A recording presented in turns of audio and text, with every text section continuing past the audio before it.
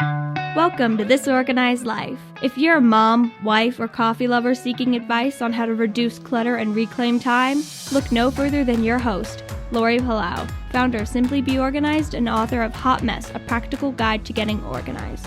For a lot of people, clutter is their dirty little secret, but it doesn't have to be. Each week, we will share practical tips, chat with experts, and provide strategies on how to keep you organized. I hope that by sharing our stories, you feel a little less alone and more empowered to tackle the areas that are holding you back. So let's get started. You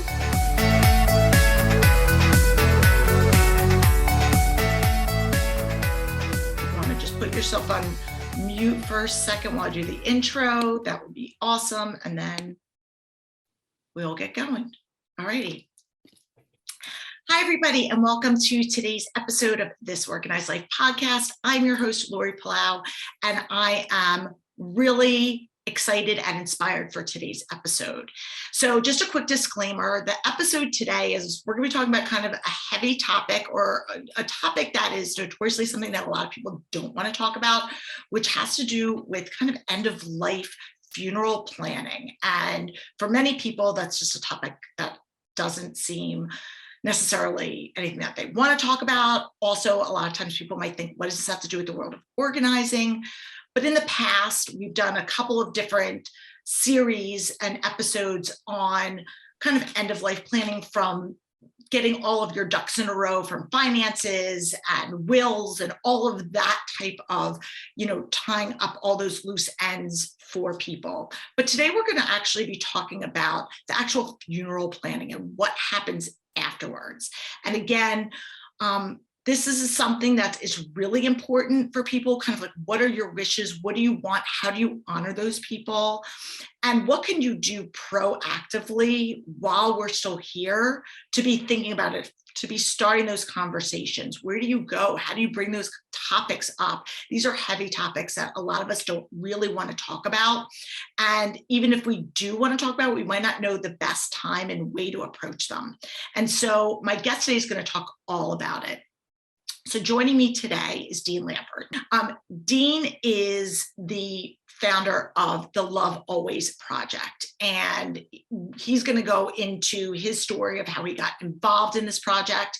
But it helps to educate and bring information to people to kind of destigmatize the negativity surrounding funeral planning, and really look at celebrating people's end of life and honoring their wishes in a way that can relieve some of the burden during such a heart-wrenching time for a lot of people.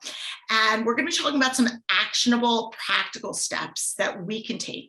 And Dean has firsthand experience with this. I was doing a little bit of research leading up to our call, and he has gone through, as many of us have, dealing with our own relationship with planning a funeral for somebody, whether it's a parent, a sibling, a spouse, or heaven forbid, even a child. And so we're going to talk a little bit about how do you navigate through these really heavy waters. So without further ado, I'd like to welcome my new friend, Dean, to the show. Welcome, Dean. Thank you for the opportunity, Laura. It's great to be here.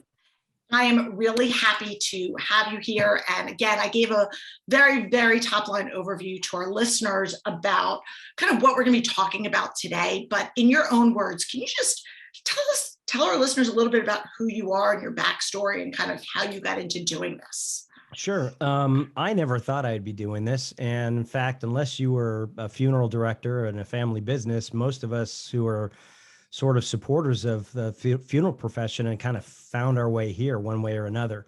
I was a military brat, so I moved all around during my, growing up years. And I always wanted to be a doctor. And so, I read up on it, had a lot of time to read up on it and study on it and become interested in medicine because, when you first move to a new place, I moved 18 times in my first 17 years of life. Wow. And that was with a couple of stints in places for 6 months and a couple of stints from places for one place for almost 4 years. And so we moved a lot. And so when you first move somewhere, you don't have a lot of friends. You've just left some friends. You learn some defense mechanisms as a result of moving around, like, how to break up with your friends, so it doesn't hurt you that much. And so that's kind of the way it was. But until you get a good group of friends, you've got to kind of do things on your own. And so I always read a lot and tried to know as much as I could about a lot of things. Part of that was so that I could be interesting to other people. I'm naturally a pleaser. And being a doctor seemed like a great thing to do. I wanted to be a hometown doc in a little town where I could put down roots and have a hometown, and that was my dream. Sounds lovely. Yeah. And things didn't go that way. Eventually, I got deposited when my father retired, of all places, in Omaha, Nebraska. I mean, my whole family's from Queens, and I went to high school in Italy, and I was born in Germany. And of all the places that I could get dropped off, Omaha, Nebraska certainly wasn't one I would have picked. But I ended up there, went to University of Nebraska, where I met my wife. And my first college advisor said, you need 60 hours of math and science if you want to hope to pass the MCAT. And I'm like, well, what do you need to know besides algebra and anatomy and physiology? All that stuff came fairly easy to me, but 60 hours of this stuff. And once I started looking at it, I decided being a doctor probably wasn't in the cards. So I had always been sort of the guy in charge of music at parties and things like that. And a friend of mine in the first dorm that I was in said, come on over to the college radio station, and I had been helping him do some DJing at weddings and stuff, and never even thought I could have a career in radio, and ended up changing to broadcasting. Worked for a radio station as an air personality for 10 years, but also really got into the commercial production end of it and realized that my reading and my ability to be inquisitive was very useful when an account executive from the station would take me to a client to learn about their business so that I could write a commercial and tell their story. And I started really loving that. About after 10 years in radio, an old fraternity brother of mine called up. He was in advertising, and he said, hey, if you can get clients, I think together we can create some really cool advertising for these clients. And I did have a lot of connections with clients. So we started an ad agency, and about a year into it, we got called by a funeral home who had heard about some success we had, and we met with them. And that's where I first got involved with the funeral business. And I came to love it because it had a lot of the same sort of characteristics of being a hometown doc. They were ministering to people. They were servants to the community. They built deep, deep relationships with people in the community on very strained terms, not between the two individuals, but with the condition of what's happening to the family. And then there was a little bit of clinical as well in the restorative arts and embalming process. And so after a couple of successful years with this funeral home, kind of throwing back the curtain on what they do and demystifying it, and, teaching them how to talk to their families well after the funeral and keep them, aware that they're there to support them through the days, months, years that follow a death. And pretty soon they really got a lot of return customers. People were talking about them and recommending them. And it became a very open and very welcoming business, which attracted more customers. So I told the funeral director, I think I want to be a funeral director.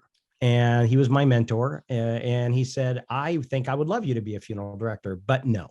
I'm like, why? Wow. He said, because the amount of passion that you have for our business and what you've helped us to do, there's maybe only one other company or one other individual that's doing that for funeral homes right now. And this was back in 1991, back in the previous century. And he said, I will help you get customers if you promise to help other funeral homes do what you did for us, just not in my town.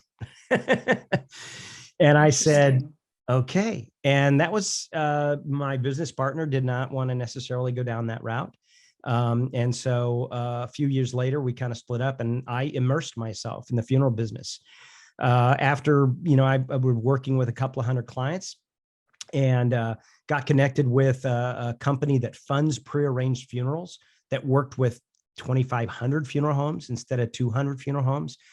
And by this time, my mentor had passed away from pancreatic cancer, which was really hard. But his little voice was there telling me that I should take this opportunity.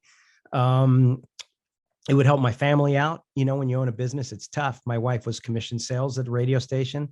and she got pregnant with our 3 children and got on preterm labor with every single one of them. So she was on her back for 20 weeks per pregnancy. Oh And my gosh, that poor woman. yeah, that was really hard. So that's how I got, to have a platform in funeral service.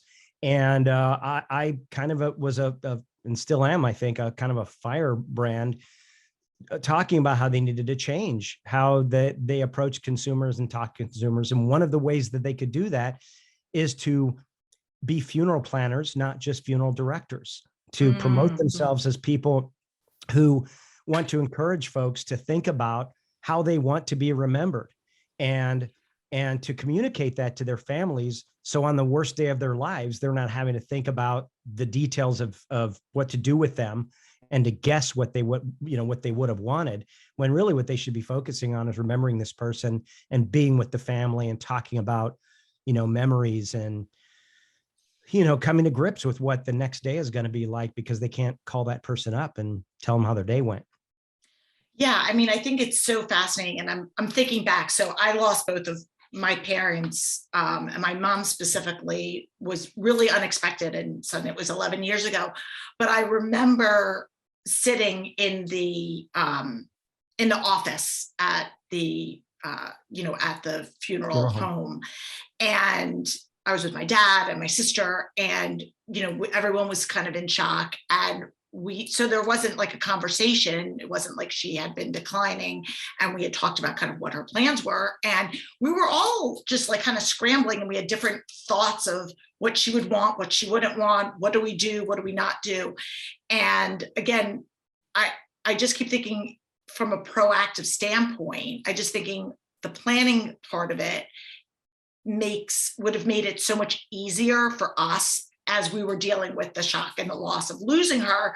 We're also thinking about all the tactical and logistical things that it would just be nice if that was kind of in place. And I would imagine that there's a lot of people that were in that similar boat as myself, and even people that probably were dying of cancer. They don't want to talk about it. They want to spend that time living with that person rather than making those kind of final arrangements. I'm seeing your hashtag clutter clinic in the background. And I got to say that this is one of those things that people need to do to declutter something that's going to really be a big mess when it happens. And it will happen. Mm-hmm. People buy life insurance today if they die. How did the life insurance industry do that? It's when they die. Life insurance is not life insurance. It's not death insurance. It is life insurance. It's not intended really to pay for the funeral costs. It's there to help the people who are surviving have a better life after certain things may stop, whether it's income or whatever. When you plan your funeral in advance, you're decluttering something that is going to be a big, giant spaghetti mess potentially at the time. And I'll just tell you my story real quick. You mentioned that I had a death in the family. July 5th was the 7th anniversary of my son's death. And he was in Afghanistan in 2014 or 2012, 13, 14, somewhere in there, 13 and 14. I don't even remember anymore. But anyway, he came home in 14. Yes. And it was a rough year.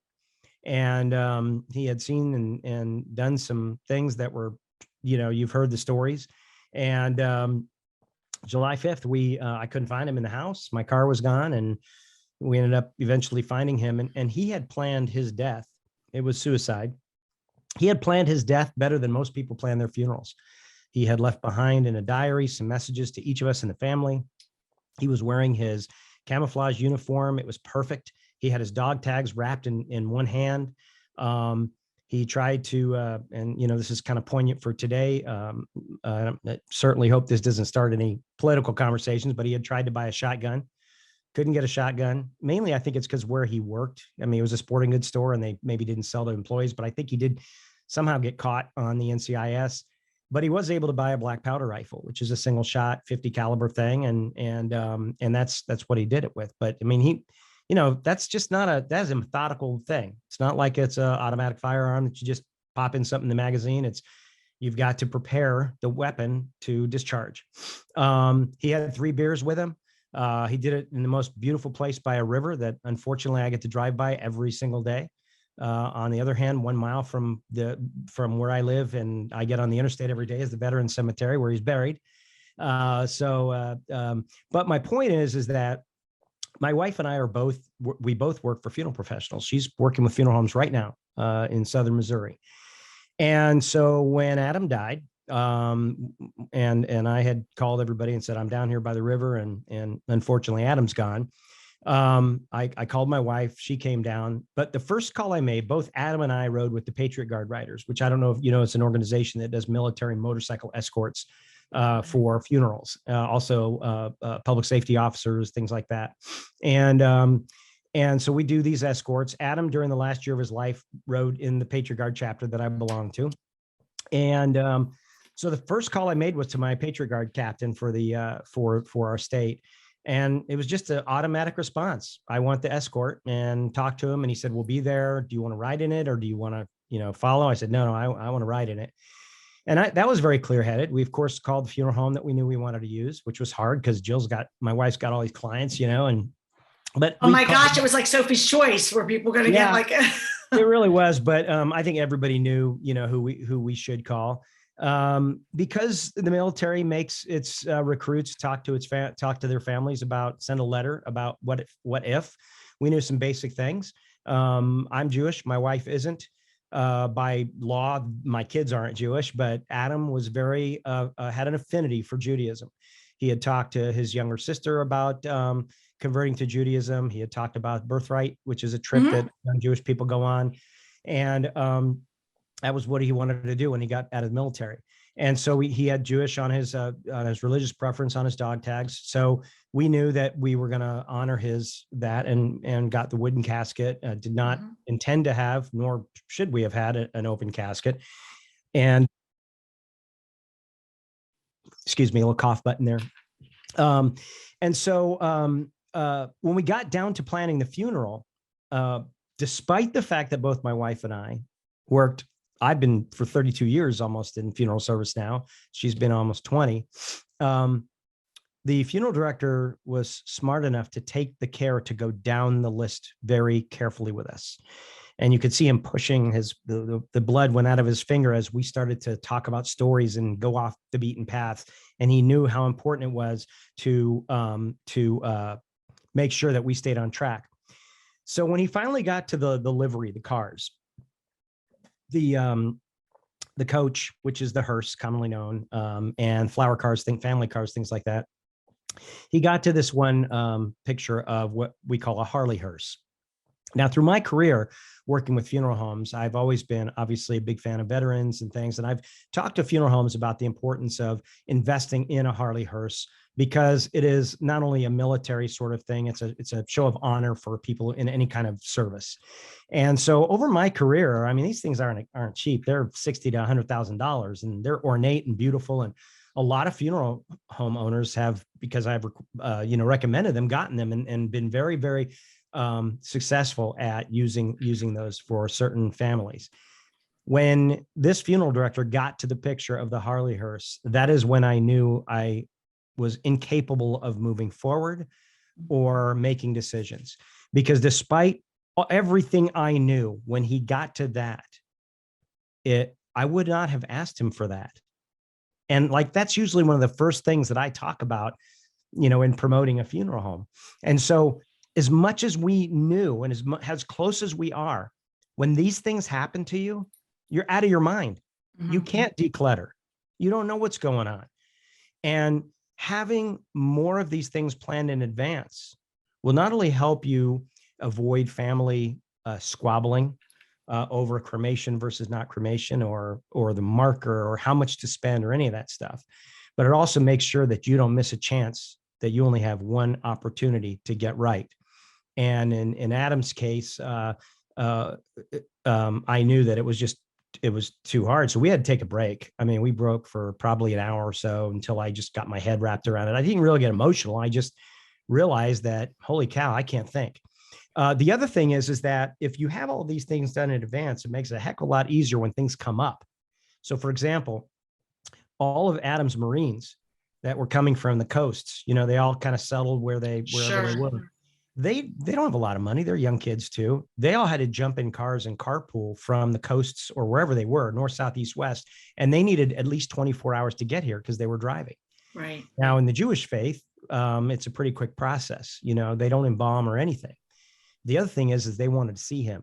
We also don't have viewings. And Adam was, because of his injury, was not really in a condition to be viewed. However, the funeral home called a guy who had been retired for 9 years, who was the best in the business. And he spent hours and hours and hours making Adam presentable so that we could honor these Marines' wishes. And we had a private viewing for them. We have some amazing photo memories of that, of them gathering around his casket and seeing him. I took a peek, probably shouldn't have, but I'm glad I did because he did look good. He was in his dress blues. And so I just want people to understand, why it's important to talk about these things in advance and prepare, because you're never going to, it's never going to make it easier or better. But it's certainly going to remove some of the pressure, especially emotionally, if not financially. And that's why I'm so passionate about this movement that we've created. And we can talk a little bit later on how to really get into a conversation, because it's not all about talking about death either. Right. And that's the thing. And I, we've, again, a lot, people have their own stories with relating to death. And we have had experience in our family with close family friends of parents losing children, whether it's through cancer or other, sudden, unplanned situations. And we're left, so our kids are just used to, they've been to lots of funerals. We've talked about death. We've talked about, and I hate to say the word normalized, going to a funeral, going to a viewing, sitting Shiva, wherever we're, in whatever kind of faith or realm that you're in. And, so for, in our family, I don't even want to say joke, but we talk about like, oh, if this is a song we like my husband would be like, well, at my funeral, I would like this played. I'd like this on my playlist at this. Right. And, but there's an element of truth, and there's an element of, we're really serious about these things, because if you want to honor somebody, and I know that different faiths have different traditions of kind of what, how a funeral is played out, and are people going to be eulogizing? Is it just going to be a priest? Is it going to be people coming up and sharing stories, what you're going to do? But again, I think it's important that we talk about, how does this person, how do we want to remember this person? How do we want to, like you said, you have this one shot, just kind of like, your wedding day or whatnot. How are we going to utilize this in the way that is going to take this horrible situation and make the best of it? I don't even know the language. Well, let me seize on a moment here. Yeah, please do. You said jokingly, or whether it really happened, your husband, I believe, said something about, I want this song at my funeral. One of the things that we are not very good at anymore, because there's just so much going on and there's so many distractions, good and unfortunately bad today. We don't live in the moment, and we don't savor every moment. We'll watch movies that tell us to savor the moment, or television programs or what, but we still don't, What I would like through our movement, the Love Always Project, to do is to encourage people to be in the moment and pay attention to those things that give us cues. So, and it just takes personal training. So if my wife happened to say, oh, this is my jam, I would love this played. This is a funeral song, right? Or a wedding song or whatever. It doesn't have to be about death. Ask the question, oh, wow, why? Now, if you should know because you're married to this person, ask the question, but there's sometimes you're like, oh, wow, why is it special? Then the next thing is, well, it reminds me of this. Well, why is that? Because a lot of times it happens when you're on a car ride, or it happens when you're at a 4th of July festival, or at somebody else's wedding or funeral even. Take the second to ask why. Because then the story comes out. Well, because when I was little and I tried out for pep club or whatever it is, or show choir, I didn't make it the year before, but they played this song and I made it the second year. So I hated it one year and I loved it the next. Or, oh, it's the thing my dad and I, when we were fishing one time, you know, when Adam was having some trouble in high school, I took him on a trip to Florida, introduced him to some old relatives, and bittersweet for us, the song "Come Sail Away" came on by Styx, and today it's really hard for me to hear, but we jammed out to that. We almost broke the dashboard on this little car we rented, so while I don't want it played, I still have a story about it that goes back to my son. Take a second and ask why or how.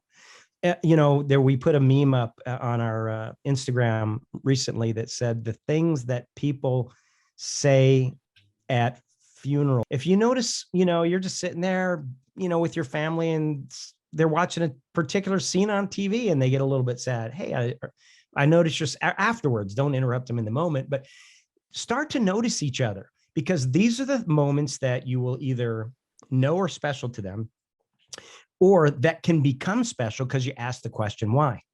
So talking about end of life doesn't have to be talking about death.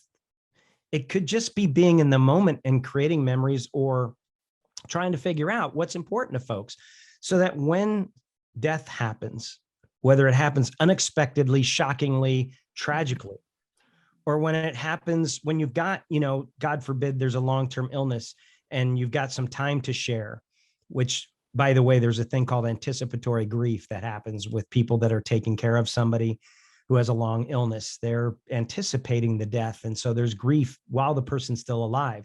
That's a hard time also it's an important time to talk about things that go unsaid, but it's also not as easy as before somebody's sick. So that's what I try and encourage. Be in the moment with your family. Take every single living moment you have and just slow down for a second and make your moments. It makes it so much easier to, when your parents get elderly or ill, when they're having, when you notice that they're not as sharp as they were. And a lot of times, people are living long enough to where the parents and the 65-year-old's not too sharp, depending on your genetics. So these are important things to talk about beforehand. And, the job of the Love Always Project is not to encourage people necessarily to go out and spend money on a funeral in advance, although that's a wise thing to do. And people, after they've done it, report that they are very satisfied with it. But it's just to normalize the conversations. Death is a part of life. And the more you know about a person, the better the celebration is going to be. I love it. That's a perfect time for us to take a quick break. And then when we come back, I want to talk about some of more of the practical, tactical things, like asking when or how to bring up the conversation. What are the questions that you should ask? Is there, what is the good time, so to speak, to have these conversations, to kind of start the ball rolling. So sit tight. We'll be right back with Dean Lambert. All right, Dean. So there's a lot, I guess there's a couple different ways that you can approach this, right? So we've got kind of the two camps, if you will, the unexpected tragedy type death. And then you've got somebody has this declining illness, or they're just elderly. And again, it's the writing's on the wall that this is something that is probably going to be, happening in the next, whatever, year, 2 years, whatever. So what are some of the things, because we've done episodes about estate planning and wills and all of those kind of paperwork things that people should put into place. In terms of the funeral pre-planning, what are some of the things that we need to be thinking about? And I guess we could just start there. What are the things specifically that we need to be thinking about? Well, the best thing to do is make sure that the person that is going to be memorialized, or that's going to need the consumer of the funeral, which you could argue is the survivor, but actually whose services will be delivered to is the deceased, right? Mm-hmm. So I don't look so much like everybody's going to die. So hopefully you can have these conversations well in advance of an illness or whatever. But the main thing to consider is that the funerals are for the living. That's not a cliche. I mean, it's just, that's who needs to be made to feel less guilt, resolve issues, feel like they did the right thing. And one of the ways that you can do that is to have certain discussions before you need it to happen. And so, you know, if you want to talk to your parents about their money and final wishes because you don't know, you're just going to have to get up the courage at a certain point and just say, hey, you know. And one of the ways that I have been doing it, like with my dad, who's 82, my mom died in 1987. But my dad's around. He's a military guy. And, you know, we know he wants to be buried at Arlington. He's been talking about maybe being buried actually here in Iowa, next to my son, you know, which is pretty crowded there, but if that's where he wants to be.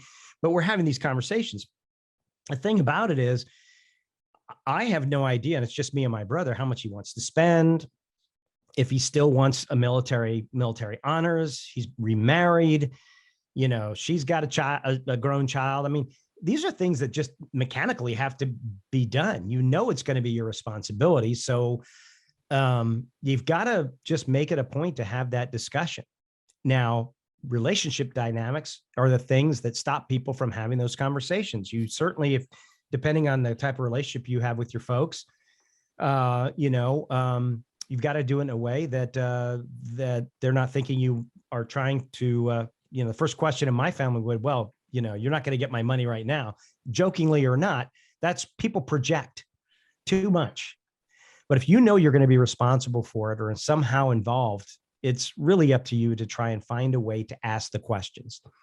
And in some families, it's starting out with, you know, hey, Dad, you know, I was going through some old pictures and I saw this picture. I'll give you a real life example. We found a picture of my dad with a woman in Vietnam who was obviously from that area of the world, and she's wearing a diamond ring. And so I didn't want to ask him first, but I sent the picture to my aunt, his sister, and said, this is from 1960, you know, and my dad and mom got married in 62 after he was out of Vietnam he was stationed in Germany. And I'm like, explain this. Did you ever see this picture before? And it turns out that he'd had a girlfriend, you know, and he was very serious with this girlfriend. And the diamond ring looked eerily similar to the one that my mom had, you know. No way. I don't know if it was as big or not, you know, it's black and white. So, you know, there's a story behind that. I was curious about the story. And so my aunt said, sure, ask your dad, you know. And so I sent him the picture. I said, hey, I found this old picture. What is this? He says, oh yeah, that was my girlfriend in Japan. And I had to learn the whole story about, and I learned that my mom and dad, they grew up on the same block in Flushing, and their family. My sister-in-law lives in Flushing. Yeah. So, you know, look at that. Neighborhoods changed. Yes, it has. Since the good old days. When Dr. Wolf lived next door and the rabbi was 2 houses down. But anyway, Kissimmee Boulevard is quite different now. But anyway, my point is that it started a conversation, and I learned a lot about my family. And so you got to ask those questions. And if that leads into, hey, by the way, you know, there'll be things that come up. Like my dad said, he's the oldest government contractor still working for the Air Force right now. He actually works at an Air Force base, 82 years old. Get out. And, yeah. And so he's a public affairs officer there, and not in the military, but a contractor. And so, you know, that gives me an opportunity to then talk about, well, geez, are you going to work till you're dead, or what's going on here? I mean, enjoy life a little bit. And so he knows what business I'm in. So it's a little easier for me to broach conversations. And so we have been talking a lot more seriously about, you know, what he wants done and who he wants to be involved and things like that. I know he probably doesn't have a lot of money put away because living long, you know, he's not outliving his retirement, but his savings, you know, he gets a pension and he's working. But my brother and I are probably going to have to, you know, come up with some money. But the point is that if you've got, people look at funeral planning as a today expense, And they look at life insurance as part of their savings and their preparation. And I think that that's the wrong way to look at it.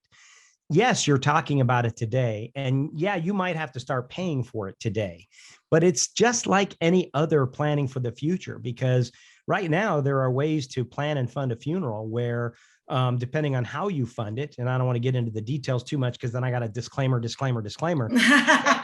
But right now, if you go to a funeral home, most of them in the country will get a contract with you, and then they'll use a funding mechanism that says, if you plan and pick out all your things today, however long you live, we guarantee we will take the benefit from the funding plan, and whatever that pays will pay for the funeral, no matter what our price is.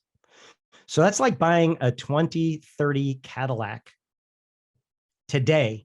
And in 2030, they have to give it to you for what you paid today. This is why it's really wise to do it, because you can be covered, not just emotionally, but financially. But you can't make the decision to do that and make it part of your plan unless you have the conversation, which is what the Love Always Project is focused on. And so when somebody is ill and you're talking about what they want, it's more intentional, but you have a shorter amount of time. Sure. And you're under duress, and you start the grieving process sooner. And so there are still things you could leave out. A lot of times everybody knows mom and dad is sick, right? Mom or dad is sick. But they don't think to do a calling tree. There's always that one or two brothers or sisters that move far away, and they keep in contact because of technology and stuff. But there's always that caregiver that's left behind, older sister, baby brother, whoever it is, that helps mom with dad or whatever. That person becomes intimately involved and by proxy in charge. Okay. So when everybody comes together after dad passes away and you sit down with the funeral director to say, okay, what are we going to do here? Dad wanted to be cremated, and he wanted this and he wanted that. And the person who's coming into town for the funeral goes, whoa. Dad never told me that. I am not cremating dad. There's no way we're doing that to dad. Well, guess what? If there wasn't anything written down, all of a sudden you've got a conflict that can devastate a family's relationship forever. I have seen it. I've been in an arrangement conference where a family member walked out, and I know they've never walked back in a door with that family. They were not at any more Christmases or holidays or anything. It was that difficult. And so obviously, talking about these things in advance can really help not only bring a family together, because you're talking about memories, and it's a sad thing, but you're also, protecting against, something in the future, devastatingly happening in the future. And so there are so many good reasons to talk about it. And there's so many ways to prepare for it, whether you're doing it while somebody is ill, or whether the death, comes from old age or an accident, God forbid. So these are the reasons why you should do it regardless, because everybody will die. The other thing I tell folks is that for as long as I've been in the funeral planning arena, the average age of somebody who plans and funds a funeral still is hanging around 73, 74 years old. And that may always be because as people get healthier, that's about the time people start thinking about the mortality. It's closer to what a retirement age is going to be for some people, things like that. And the younger folks that do it get more advantage, especially if they put the money away, because they're living longer and they are getting more value over time. But the other thing is if you do it for yourself at 60, 65 years old, what a perfect excuse for you to go to your mom and dad and talk to them about their money and final wishes. Because the first thing I would say as a dad is, well, then why haven't you done it? And you can say, well, like anything, when you're leading by example, for sure. And, one of the things that I keep thinking as you're talking, as I'm listening, is really how this ties into the organizational big picture of what we teach here. Because what we are always talking about is how you can be proactive with things. And that decision fatigue and fear of the unknown is one of the biggest roadblocks for people to get organized. Yeah. People procrastinate because things aren't fun or they'd rather be doing something else. And that is all true. But a lot of times the procrastination comes from the uncomfortable and not knowing what to do. And when you're faced with an emotional decision, like planning somebody's end of life wishes right after the fact, when they're not here, that's a mental, emotional burden that you have. Am I honoring them the way they want to be honored? And if you look at it as a gift, and I could give this knowing that whatever your choice is, I want to be cremated. I don't want to be cremated. I want to be in a mausoleum. I want to be in the ground. I want, a gospel band. I want, a small, whatever it is. These conversations are really a gift to the people that are here planning it, because a lot of times people don't know. And if you go through your life not addressing these topics that are hard but important, then it just makes it that much harder later on, and adding an additional stress to an already emotional situation. I'll say one thing on that is that we didn't name it the Love Always Project because we thought it was cute. We did a ton of research. These conversations are happening already all over social media. Every time a notable figure dies, when Taylor Hawkins died from the Foo Fighters, I was devastated. That's my favorite. My husband has a tattoo of a hawk that he got for Taylor. Very cool. Yeah. I mean, and it was a concert I went to with Adam. After he died, I went to another concert with my oldest daughter, and that was a basket case. It was kind of scary for her because she's never seen me get really emotional from song. I mean, I'll listen to records and they make me sad and stuff like that. But I mean, I like at one point, she was like, she had not seen me that emotional, but that's why you need to ask why when somebody's listening to music. What's going on, Dad? Yeah. But anyway, and she did right there in the middle of this whole mosh pit. I think that's what you call it. Anyway, but my point is that it's very, very important to listen and see what's happening in the world with, when Bob Saget died or whoever, the Ukraine war with people dying, it gets people thinking about this and talking about death. And so one of the things that we did through research is a lot of people use the word that it's like a love letter. That this, like you said, it's a gift you're leaving behind. It's a love letter. And that's why we call it the Love Always Project, because it's an enduring gift. It really is. It's not a marketing term. This came from what people said it feels like after they prearranged. And I'll be honest with you, there's some statistics out there that blow me away that have been consistent for the last 15 years. When you ask people who prearrange and fund their funeral, whether they were satisfied, according to our research we've been doing for 15 years, nobody has ever said they're not satisfied. Degrees of satisfaction, yes, but the vast majority are completely to very satisfied. The second thing we notice is that within 1 month of doing it, 42% of those people say they have recommended doing it to others. 42%. Wow. And another mid 30% say that they're planning to recommend it to others. So as you know, as somebody who's running a business, if you've got high satisfaction and high recommendability, that is like the Midas touch. Okay? Oh, 100%. So why isn't everybody doing it? Well, because they're not putting two and two together. They're not thinking of, they're starting to talk about it. They're starting to be more traditional and want to talk about their histories and things, but they're not correlating it to, like me, I DJ'd at parties and weddings and things like that until I got to the radio station and sat behind the thing. And my friend told me I could be work in radio. I never really put two and two together and said, well, that could be my career. I mean, dang, I'm good at this. I could actually make it a career. Well, people aren't putting two and two together. They're also thinking about how funeral planning today is an expense for today instead of a value for tomorrow. And like life insurance, which everybody buys. So again, the only way that we can do this is that we need more people to know that they can do it. Because once they know they can do it, nobody's ever sat next to me on a plane. After asking me what I do, I tell them what I do, and nobody's ever said, "That's silly. Why would anybody do that?" Right? Nobody has ever said that. We had a business consultant come in who said, I just buried both my parents within the last 2 years. I had no idea you could do this. You guys are sitting on a huge, important business. That's what the Love Always Project is there to do. And so I would love to turn the keys over to consumers. That's why we have a member forum. That's why we have social. We haven't done any paid media yet. We're just everything trying to do it grassroots. And we'll need a little bit of help from people like you to spread the word.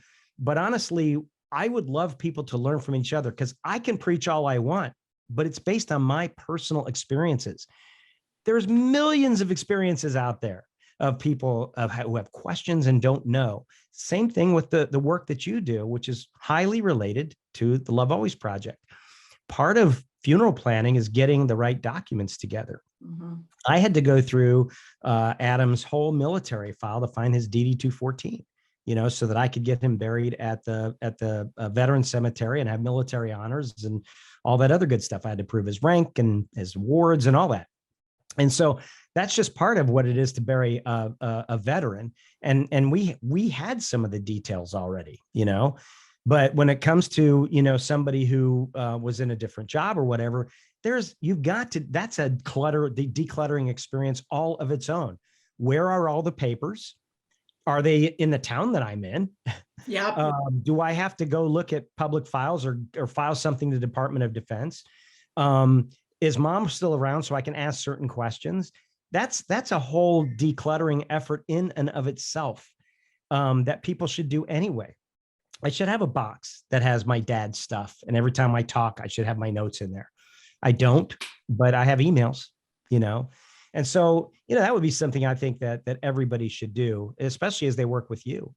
Yeah, no, absolutely. And we've had, and they're some of our most popular episodes, even though, again, the topic isn't necessarily one that people are jumping to want to talk about. It's important. And kind of having that when I die binder, or whether it's a paper folder or bin, or it's something that you have electronically where passwords are and bank accounts and all of the different things. So that, again, not a matter of if, but when this time comes, you can not have to expend time, energy, and resources trying to scramble to pull all these pieces of the puzzle together, but you can have them and then take that time to grieve, honor, and, celebrate who that person was, as opposed to kind of scrambling around.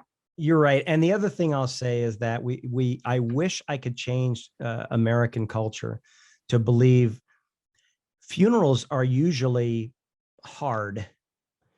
And the death is sad, but the funeral, the time you spend at the funeral, if you think back at all the funerals you've been to, they are really celebrations. There are times when family comes together. There are times when stories are told. There are times that you reconnect with friends that you haven't seen for a long time. You actually hear and feel pretty decent things during the funeral. The sad part about death is right before it, if it didn't happen, immediately, or the onset of the death, if it was sudden, like in my case, our case. But the saddest times are really afterwards. They're when you come back home and, you see the cues, when you have the birthday. Adam's birthday is Memorial Day. It's May 30th. And so kind of between May 30th and July 4th, just SUCKS at our house. But the thing about it is that that's when it's really sad. And if people would look at funerals really as, if you look back at every funeral you've been to, it was a sad occasion, but most of the time they're happy events, if you really think about it. And the sadness is after all those people go away and you're filled with a house that has flowers and leftover food and paper towels and Kleenexes people bought you. I mean, I think I still have, rolls of toilet paper from people knowing I'd have a lot of guests. So I really think that I would love my legacy to be, or our legacy to be, that we have helped people see that the funeral itself, you're planning an event, a celebration event, or a memorial event. And that day or that time should be looked at as something that is hard, but not sad. But if you don't think about these things in advance, then the days following the funeral are really hard. For example, when my father-in-law passed in February and all the kids came together, 4 of them, with my mother-in-law, and the funeral director was amazing. And even though Joe was in the room, my wife, who knew she's been in those situations before, they came together, they planned a funeral, and the mother-in-law was picking stuff out and everything. And when she got home by herself and she started looking at stuff, she looked at the list of things she bought, and it was like a $14,500 funeral. She called Jill up and said, man, I didn't realize we were spending this much money. And, when I saw the list, I was like, man, they got like the second most expensive casket. And, she said, but it's okay. We have the money. It's fine. He deserves it. But that second of doubt, that minute of cognitive dissonance gave her pause that whether she did the right thing. You don't want that to happen when you come home alone. You should think of other things. You should allow your mind to be thinking of other things. So that's the other reason why it's important to plan in advance. So you're not having those little surprises that make the whole time sadder, not just the funeral sadder. I love that. It's so important.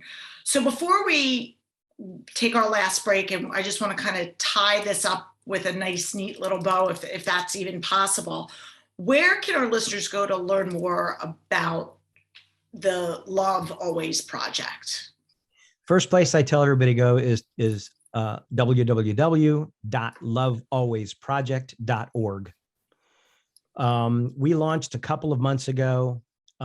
We're still trying to build members.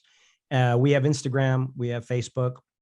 We're working on some TikTok content. We're doing reels, things like that. We have people who were weaned on social media and communities. I wasn't, so I have people helping me out. And so what we're finding is that lots of people are sharing and liking our content. We're like way over the average performance on social, but they're not joining the movement. And I don't know right now what the step is. We asked for an email address. This is not a commerce site. We're not selling anything. The underwriter for Love Always Project is Homesteaders Life Company, which is they work with funeral homes to help them fund prearranged funerals. But that is not what this is. We have a foundation called Love Always Foundation, which we're going to have seed money in that is going to provide grants for various things in the death care space and to consumers in one way or another. That's all forming right now. So we want this to be truly altruistic. That's why we started the foundation. We kind of took a page out of Subaru's book saying, hey, if you buy what we have to sell, so to speak, which is joining our grassroots movement, you're not only doing something good for you by learning, but you're also helping others because we have a foundation that's going to, help people with some situations where they may not have money for a proper funeral. So lovealwaysproject.org is where we really want them to go. All we need is your email. We're not going to bombard you with messages and things. So give it a try, and you can always opt the heck out. I do that all the time. I'll get my 10% discount and then do stop on my text messages. But at least I get a brand experience, and hopefully we'll have a very positive value for value exchange. Well, again, and we will of course link up to all of this in our show notes. And I think the conversation again is you're providing a valuable service, and that's why we wanted to have you on the show, and happy to share your story and let people know that, like you said, that there are options out there. There is a roadmap. There are people that are guiding you through this process, and we're happy to support that. So we will again link up to that, of course. We're going to take one more quick break, and then we're going to come back with our wrap-up questions and put Dean in the hot seat. So sit tight. All right, Dean. So again, thank you so much for coming on our show and sharing your story and your experience. And I love the passion that you have for kind of the mission that you've started here with Love Always. And I think it's such a valuable tool. Thank you. Now, before we wrap up, we always ask our guests a few questions. So the first question is about books. We always like to find out kind of what is inspiring you, or a book that may have inspired you throughout your life that you either come back to, or maybe something that you recommend to people when, it could be something personal, could be something professional, anything that could be lighthearted. Well, I have read Dave Grohl's book, and I just think it's called Storyteller. Yeah. I love it because I love people who have a passion for what they do that goes beyond the core of what they do. And Dave Grohl has had this life. He's the founder and lead singer and guitarist for the Foo Fighters. And he has become a very important rock and roll archivist, and has introduced people to how things begin. And he's very collaborative, and he believes stories are important. He's got a tremendous value for life and living and the stories of people's lives that he tells through his music. But he also tells how he takes his experiences and turns them into music that really hits chords, pun intended, with people. So that is really one of my favorite books. The other thing I would say here is for you to totally understand how to have conversations about people's lives, you need to understand that people's lived experiences are way different than yours. And sometimes the most diversity of experiences are within your own family. We're learning more and more through people learning about their authentic selves, and how they want to live life, just by listening to family stories and being open. So I encourage people to read books where they're stories of people who are discovering their way, and they're willing to tell others about their experience in their lives. That you can never walk in another person's shoes. And I can tell you from a fact of living in many different states and being the outsider living in countries, how important it is for you to adopt what I heard it called the platinum rule. The golden rule is do unto others as you would have them do unto yourself. And that had good sentiments until I started learning about projection and things like that. You can never know how somebody, especially a stranger, would want to be treated. So you should do unto others as how they would want done to them. And the only way you possibly could know that is to get to know them. And, so we are blessed with technology that allows us to learn about people and understand people and see different perspectives. And I just hope that, I'm seeing this spill into even families. The times that we live in are tearing apart families before you even get a chance to come together for a funeral or a wedding or whatever. And I just think that we should read things that expand our minds, that help us understand that people are people. They all have different lived experiences, and you don't know what colors their perspective on things. Find out those perspectives before you jump to any conclusions. It goes much deeper than judging a book by its cover. And I think that you will find a ton of peace in that. And it's just a no BS approach to being a human being these days. So anything you can get your hands on that helps you understand that there are moments and there are eons in people's lives that make them think and feel certain things and act certain ways. In your mind, bad or good, figure that out. I love it. And then we'll end up with our last two questions, which are kind of on the lighthearted side, but again, Sure. Tying it all back to the world of organizing. In this season of your life, and we talk about being organized, not just with our space, but with our time. It could be digital, financial, it could be your desk, whatever. In this season of your life, where do you feel like you are the most organized, and where do you feel like a little bit of a hot mess?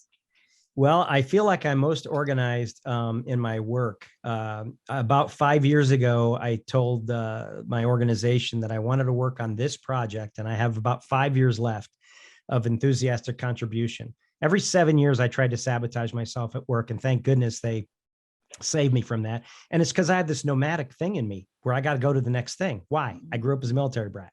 I moved every year to every 3 years.